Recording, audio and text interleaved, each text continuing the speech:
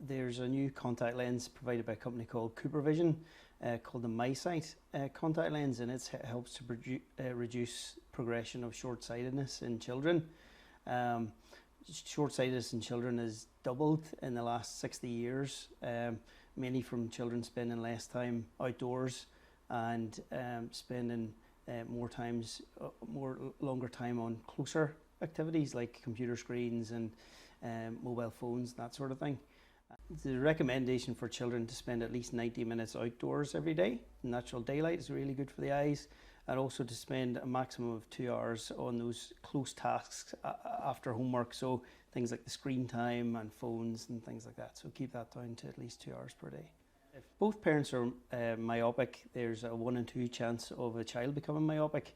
If neither parent is short-sighted, there's still a 1 in 4 chance of the child becoming short-sighted as well. So it's important to have those regular eye tests to pick up on the short-sightedness. Short-sightedness you have, the more likely you are to have serious eye problems like glaucoma, cataracts and retinal detachment.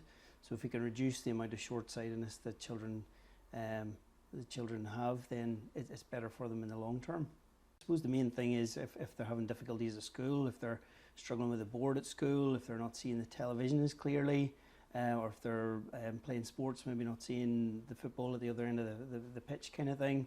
So it's important to bring your children in for eye tests, and from the age of 6 we can usually start to detect if short-sightedness is going to happen in children. MySight contact lens represents a more proactive approach to managing your children's progression of the myopia, whereas traditional contact lenses and glasses, they make things clear in the short term, but they don't manage the progression of that short-sightedness. So the studies have shown that children wearing the contact lens have a reduction in the amount of progression of their short-sightedness. So instead of their short-sightedness progressing at a high level, it's up to 59% of a reduction in the progression of their short-sightedness. So the idea is that every step of short-sightedness you can save, it will help in the future against those eye problems.